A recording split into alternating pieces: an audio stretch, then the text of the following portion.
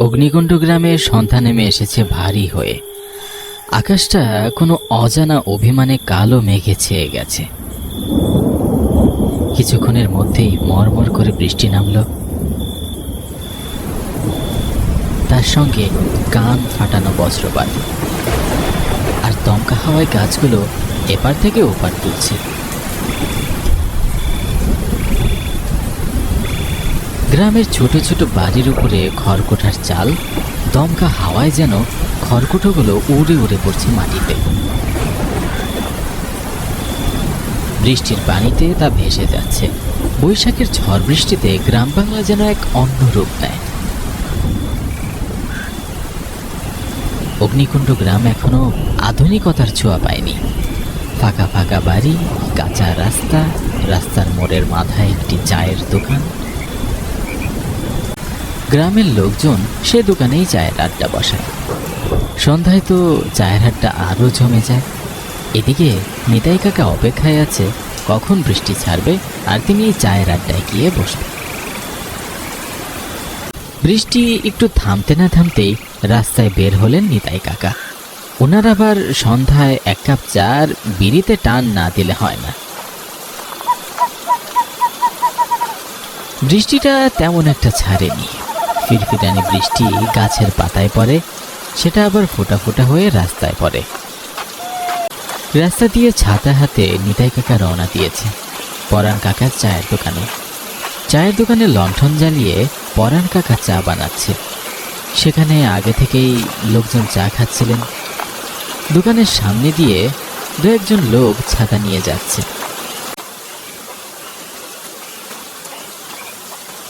মনে হয় তারা ঝড় বৃষ্টির মধ্যে কোথাও আটকা পড়েছিল।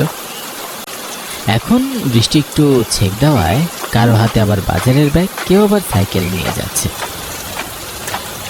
নিতাই কাকা চায়ের দোকানের সামনে দাঁড়িয়ে বলে, কি গো পরান্দা, আমার জন্য কি এক কাপ চা হবে? চায়ের টানি তো তোমার দোকানেই চলে আসলাম, দাও দেখিনি এক কাপ চা। নিতাই কাকার চায়ে চুমুক দেওয়ার শব্দে মনে হচ্ছে যেন তিনি অমৃত পান করছে। একবার করে চায়ের কাপে মুখ লাগিয়ে চুমুক দিচ্ছে আর গল্প করছে। চায়ের দোকানে আগে থেকেই বসেছিল ঝন্টু আর মন্টু। ঝন্টু নিতাই কাকাকে বললেন, ও নিতাই কাকা, তুমি যেভাবে চায়ে চমক দিচ্ছ মনে হচ্ছে যে অমৃত পান করছো। আর তুমি এত বয়স্ক মানুষ, এই বৃষ্টির মধ্যে তারপরে চা খেতে এসেছ? ও তোরা বুঝবি না কোন, আমার ভাত না খেলেও চলে, তবে সন্ধ্যায় এক কাপ চা না খেলে যে আমার এই রাতটাই কাটে না। চায়ের কাপ রেখে নিতাই কাকা দেশলাইটের কাঠি জ্বালিয়ে বিড়িটা ধরালেন। বিড়িতে একটা করে টান দিচ্ছে আর মুখ ফুলিয়ে ধোঁয়া বের করে দিচ্ছে। বিড়িতে টান দিতে দিতে সে খেয়াল করলো সন্ধ্যা শেষ হয়ে রাত নেমেছে। আজ আর বৃষ্টি ছাড়ার নাম নেই, তখনও আকাশ কালো মেঘে ছেয়ে আছে। নিতাই কাকা সেখান থেকে উঠে দাঁড়িয়ে তাদের সঙ্গে কথা বলে। মনে হচ্ছে আজ আর বৃষ্টি ছাড়বে না, আকাশের অবস্থাও তেমন একটা ভালো না, দেখছো না কি জোরে জোরে বজ্রপাত করছে। তোমরা সবাই বাড়ি চলে যাও, এখানে আর থাকা ঠিক হবে না। এখন বলেই কাকা বৃষ্টির পানিতে ছপছপ করে পা ফেলছে। মুষলধারে বৃষ্টি পড়ছে আর মাঝে মাঝে বজ্রপাতের শব্দ। মাঝে মাঝে দমকা হাওয়া এসে কাকার হাতের লণ্ঠন নাড়া দিচ্ছে। দমকা হাওয়ায় লণ্ঠনটা নিভু নিভু করছে। কাকা বৃষ্টির মধ্যে এক মনে হেঁটে চলেছে।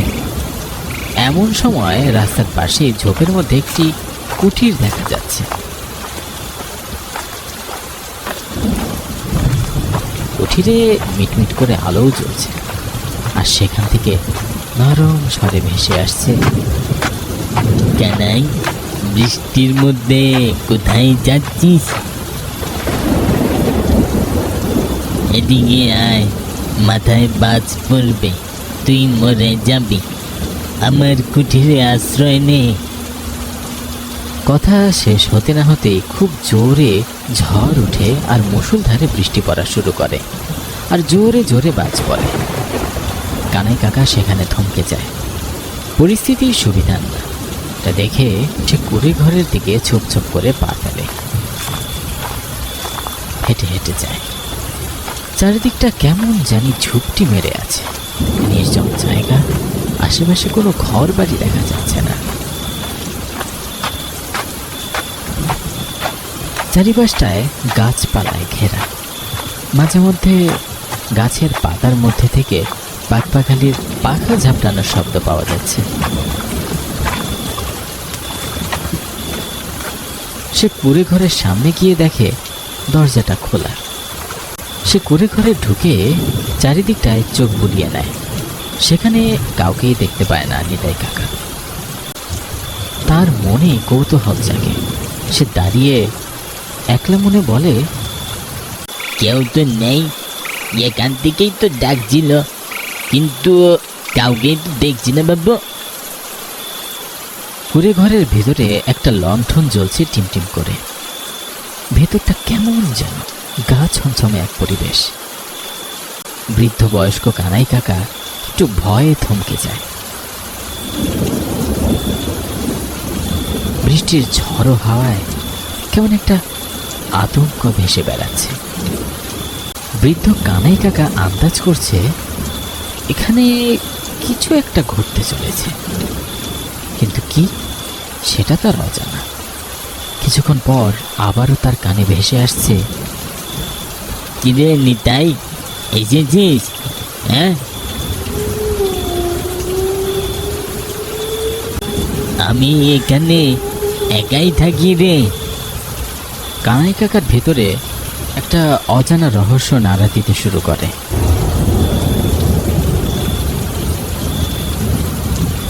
বৃদ্ধ কানাই কাকার মনে অনেক প্রশ্ন জাগে, আর ভেতরটা ভয়ে কেঁপে কেঁপে ওঠে। সময় যাচ্ছে, আর কানাই কাকার বুকের ধকধক শব্দটা বেড়েই চলেছে। এমন সময় কেউ একটা ছায়া মূর্তি অন্ধকারে আবছা দাঁড়িয়ে। কানাই কাকা জোরে একটা দম নিয়ে জিজ্ঞাসা করে, কে রে ওখানে? আমার সাথে তুমি কি ইয়ার কি মারছ? আমাকে ডেকে নিয়ে এসে মজা করছ? আমার সামনে এসে বলছি। খুব জোরে দমকা হাওয়া বইতে শুরু করে। নিতাই কাকার হাত থেকে লণ্ঠনটা নিজের অজান্তেই মাটিতে পড়ে যায়। ঘরটা অন্ধকারে ছেয়ে যায়। অন্ধকারের মধ্যে কিছু একটা তার সামনে লাফ দিয়ে পড়ে। নিতাই কাকা সেদিকে তাকাতেই দেখতে পায় একটা ছায়া মূর্তি দাঁড়িয়ে।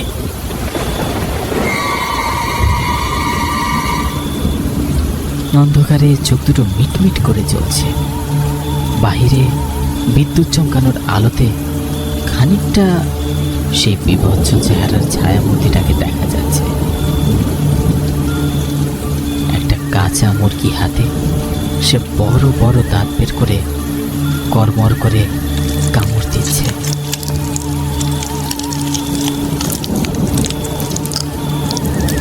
নিতাই কাকার মুখখানা ভয়ে সাদা ফ্যাকাশে হয়ে ওঠে। নিতাই কাকার আর বুঝতে বাকি থাকে না তার সামনে কি দাঁড়িয়ে আছে। নিতাই কাকা সেখান থেকে পালানোর চেষ্টা করে, কিন্তু ছায়ামূর্তিটা তার হাত লম্বা করে তাকে পিছন থেকে ধরে ফেলে। ছেড়ে যাও আমাকে, প্রাণে মেরো না আমাকে। বৃষ্টির রাতে আমি মানুষকে আশ্রয় দিই রে। আমার কাছে যে আশ্রয় নেয় তাকে আমি আমার খাবার বানিয়ে ফেলি। আমাকে ছেড়ে দাও, আমাকে ছেড়ে দাও। আমাকে কেন ডেকে নিয়ে আসলে? আমি বুঝো মানুষ বাবু। খুব কাকুতি মিনতি করতে থাকে নিতাই কাকা সেই ছায়া মূর্তিটির কাছে, কিন্তু ছায়া মূর্তিটি আর কোনো কথাই শোনে না। ছায়া মূর্তিটির হাত দিয়ে তার মুন্ডুটা মটমট করতে থাকে, পিছনে ঘুরিয়ে দেয়। নিতাই কাকার মুন্ডুটা সামনে থেকে যখন পিছনে ঘুরিয়ে দেয়, তখন তার চোখ দুটো উল্টো হয়ে যায়, তাকে লম্বা হাত দিয়ে বাইরে ফেলে দেয়।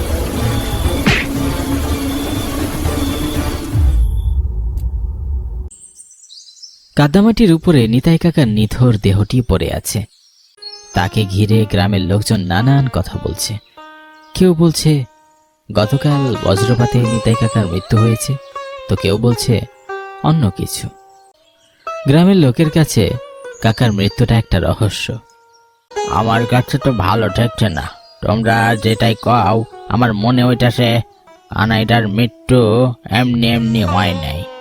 এই জায়গাটা খুব একটা ভালো না। আবার ফিরে এসেছে সেই বৈশাখের আতঙ্ক। তোমরা দেখতেছ না কাকার গাড়টা কেমন মটকানো? আগের বৈশাখ মাসে 2টা লাশ পাওয়া গেছে এইখানে।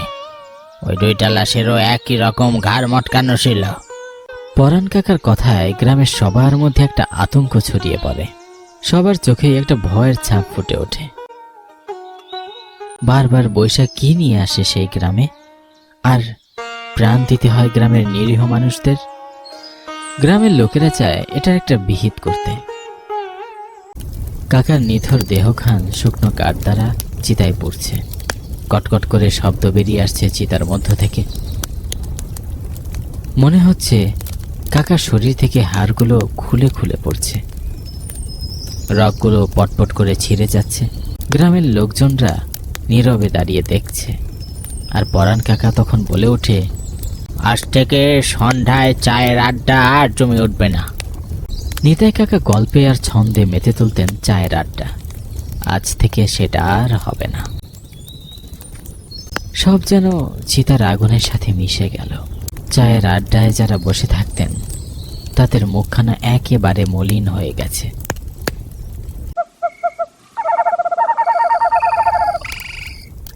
আজ পরাণ কাকার চায়ের দোকানে সন্ধ্যার আসনটা তেমন একটা জমেনি। নিতাই কাকার জায়গাটা ফাঁকা পড়ে আছে। আজও সন্ধ্যার আকাশটা কেমন জানি ভারী হয়ে আছে। কখন জানি আবার বৃষ্টি নামে। ভবানীশ্বর চ্যাটার্জি এই গ্রামের বয়োজ্যেষ্ঠ। ওনার প্রায় 90 বছর বয়স। এখনো পায়ে হেঁটে চলাফেরা করেন। শরীরের চামড়াগুলো কুকড়িয়ে এসেছে। তারপরও উনি কোনো কাজে অলসতা করেন না। নিজের কাজ নিজেই করতে পছন্দ করেন। সে কোনো একটা কাজে শহরে গিয়েছিলেন, সেখান থেকে ফিরছিলেন কাঁধে একখানা ব্যাগ নিয়ে। তার পরনে এক ফতুয়া আর ধুতি, পায়ে এক জোড়া চটি। চটির চটচট শব্দ করে হেঁটে হেঁটে এসে চায়ের দোকানে বসলেন সে, যেখানে নিতাই কাকা বসতেন। কি গো ছেলে ছোকরারা, কি খবর তোদের? দেখছিস না আকাশে কালো মেঘে ছড়িয়ে পড়েছে, তারপর তোরা চায়ের দোকানে কি করছিস? হ্যাঁ, কি আর করবো বড় দাদু, আমাদের মনটা তেমন একটা ভালো নেই। তা তুমি কোথা থেকে আসছো দাদু? আমি সেই 7 সকালে শহরে গিয়েছিলাম। 1টা বাজে, দেখ না ফিরতে ফিরতে সন্ধ্যা হয়ে গেল। তাই ভাবলাম তোদের দোকানে একটু চায়ের আড্ডাতে বসি, তারপর না হয় বাড়ি ফিরবো। কিন্তু তোদের মন ভালো নেই কেন রে? এই বয়সে ফুরফুরে মন রাখতে হয় রে। প্রতিদিনের চায়ের আড্ডাতে এই সময় নিতাই কাকা থাকতেন, আজ যে নিতাই কাকা আর থাকবেন না। কেন রে ছোকরারা, আজ থাকবেন না কেন? কি হয়েছে নিতাইয়ের? বড় দাদু সকাল সকাল শহরে চলে যাওয়ায় গ্রামের খবরটা তার কানে পৌঁছায়নি। চায়ের দোকানে তাদের মন খারাপ দেখে নানান প্রশ্ন করেন বড় দাদু। বড় দাদুর প্রশ্নের জবাব দিলেন পরাণ কাকা। বড় দাদু, তোমার মনে আছে ওই বট গাছের নিচটাতে বৈশাখ মাস এসে পরপর 2টি লাশ পাওয়া গেল? সেই একই রকম ঘাড় মটকানো লাশ আজ আবার। সেই লাশটা কার জানো বড় দাদু? কার হে বাছা? আজ আবার কার প্রাণ গেল? আমাদের নিতাই ডাকো, নিতাইদা। লোকটা কাল এরকম সময়ই আমার চায়ের দোকানে চা খেতে এসেছিল। আর সকালে ওই বট গাছের নিচে তার লাশ পাওয়া যায়। ঘাড়টা এমন করে মুটকে দিয়েছে, একদম ঘাড় পিছনে চলে গেছে, আর চোখ দুটো বেরিয়ে এসেছে। বড় দাদু জোরে একটা নিঃশ্বাস ছেড়ে বলে উঠলেন, আরে বৈশাখ মাস আসলে গ্রামে কারো না কারো প্রাণ যায়। এরকম তরতাজা প্রাণ হারানো আর মেনে নেওয়া যাচ্ছে না। একটা বিহিত করতে হবে। বড় দাদু গলা ছেড়ে বললেন, তোরা একবার গ্রামে তান্ত্রিককে নিয়ে আয়। বড় দাদুর কথা শুনে ঝন্টু চিন্তিত স্বরে বলে ওঠে, একে কেন দাদু, গ্রামের তান্ত্রিক কেন আনতে বলছো? নিতাই কাকার মৃত্যুটা কি অন্য কোনো কারণে হয়েছে?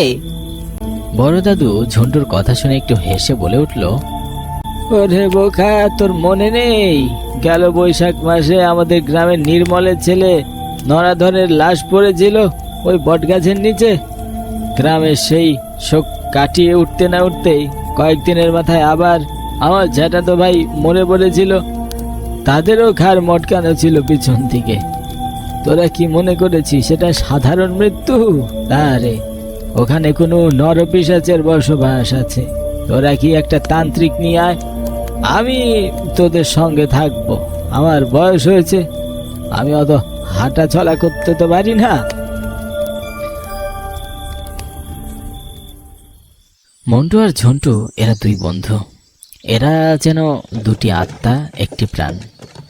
যেখানেই যাক দুজনে একসঙ্গে যায়। তারা দুজন তান্ত্রিকের বাড়িতে যাওয়ার জন্য রওনা দিয়েছে। তারা রাস্তা দিয়ে হেঁটে হেঁটে যাচ্ছে। পাশ দিয়ে অনেকেই সাইকেল ভ্যান চালিয়ে যাচ্ছে। দিনের বেলায় গ্রামের রাস্তায় অনেকেই চলাচল করে। কিছু ছোটখাটো যানবাহনও দেখা যায়। রাস্তার পাশে দু একটা বাড়িও দেখা যাচ্ছে, দোতলা। আর মোটামুটি সবগুলো বাড়ি খড়কুটো দিয়ে ছাওয়া। তারা হাঁটতে হাঁটতে তান্ত্রিকের বাড়ির দরজায় গিয়ে পৌঁছায়। তার দরজার শিকল ধরে ঠক ঠক করে শব্দ করে মন্টু। আর ঝন্টু দাঁড়িয়ে থেকে বলে, কি গো, বাড়িতে কেউ আছো? কেউ সাড়া দিচ্ছ না কেন? তান্ত্রিক তার ঘরের জানালায় এসে উকি মেরে ঝন্টুর কথায় সাড়া দেয়। আছে গো, আছে, বাড়িতে মানুষ আছে। কে চাই তোমাদের? তারা তান্ত্রিককে জানায় তাদের খুব জরুরি দরকার। সে বাইরে এসে শুনলে খুব ভালো হয়। আমাদের বড় দাদু পাঠিয়েছে, তো তুমি একটু বাইরে এসো, তোমাকে সব বলছি। তান্ত্রিক তার সামনে বসেছিল। তাদের কথা শুনে সে জানালার দিকে উকি মারে। সে আসন ছেড়ে হেঁটে হেঁটে গিয়ে দরজা খুলে আর বাহিরে দাঁড়ায়, আর তার সঙ্গে কথা বলে। বল, কি বলবি বল। মন্টু আর ঝন্টু দুজনে সব কথা খুলে বলে তান্ত্রিকের কাছে। তান্ত্রিক তাদের কথা শুনে চোখ বড় বড় করে তাকিয়ে থাকে। তারপর বিস্তৃত স্বরে বলে ওঠে, আমি বুঝতে পেরেছি তোরা এখানে কেন দাঁড়িয়ে আছিস। হ্যাঁ, আমি ভেতর থেকে আমার জিনিসপত্রগুলো নিয়ে আসছি, কেমন? এই কথা বলেই তান্ত্রিক হেঁটে হেঁটে ভিতরে চলে যায়। তার তন্ত্রমন্ত্রের জিনিসপত্র ব্যাগে উঠিয়ে নেয়, আবার বাহিরে বেরিয়ে তাদের সঙ্গে হাঁটতে শুরু করে। দেখো তো তান্ত্রিক মশাই, তোমার মন্ত্র দিয়ে এখানে কি আছে যার কারণে গ্রামের লোকেরা অকালে প্রাণ হারাচ্ছে? বড় দাদুর কথা শুনে তান্ত্রিক বিড়বিড় করে মন্ত্র পড়তে শুরু করে। কিছুক্ষণের মধ্যেই তার সামনে এক বিভৎস ঝলসে যাওয়া চেহারা ছায়ামূর্তি এসে তার সামনে দাঁড়ায়। ছায়ামূর্তিটি তান্ত্রিকের সামনে দাঁড়িয়ে বলতে থাকে, কিরে তান্ত্রিক, তুই আমাকে এখানে তাড়াতে এসেছিস? এই গ্রামের একটি মানুষকে আমি বাঁচিয়ে রাখবো না, সবাইকে মেরে ফেলবো। সে গ্রাম ছাড়তে না চাওয়ায় তান্ত্রিক তার কাছে জানতে চায়, তুই গ্রাম ছাড়বি না কেন? মানে গ্রামের নিরীহ মানুষগুলোকে কেন মারছিস? গ্রামের মানুষ তোর কি ক্ষতি করেছে? আর আমি তোকে ভালো ভালো বলছি, এখান থেকে চলে যা। না না, এই গ্রাম ছেড়ে কোথাও যাব না। আমি এই গ্রামের স্বার্থপর মানুষগুলোকে মেরে তারপরে এখান থেকে যাব। কি করেছে এই গ্রামের মানুষ তোর সাথে? শুনবি কি করেছে? শুন তাহলে। আমি শহর থেকে গ্রামে এসেছিলাম, এই রাস্তা দিয়েই যাচ্ছিলাম। বৈশাখ মাস, হঠাৎ করে খুব বৃষ্টি শুরু হয়। খানিক পর পর বজ্রপাত পড়ছে। আমি 2-3 জনের দরজায় কড়া নাড়ি আশ্রয়ের জন্যে, কেউ আমাকে আশ্রয় দেয় না। আমি এসেই এই বট গাছের নিচে আশ্রয় নেই। তখনই এই বট গাছের উপর বাজ পড়ে, সেই বজ্রপাতে আমি ঝলসে ভরে যাই এখানে। আমি এই স্বাস্থ্যপর লোকদের না মেরে কোথাও যাবো না। তান্ত্রিক, তোকে বলে রাখছি, তুই ভালো ভালো চলে যা বলছি। তখন তান্ত্রিক তার ব্যাগ থেকে একটি মাথার খুলি বের করে আর মন্ত্র পাঠ করতে শুরু করে। মন্ত্র পড়তেই মাথার খুলিতে যেন একটা লাল আলো জ্বলে ওঠে। সেই আলো সেই ছায়ামূর্তির উপরে লাগে। ছায়ামূর্তিটি সেখান থেকে ছটফট করতে করতে মিলিয়ে যেতে লাগে আর বলতে থাকে, আমি আবার ফিরে আসবো এই গ্রামে। তান্ত্রিক, তুই আজকে ভালো করলি না, আমি আবার ফিরে আসবো।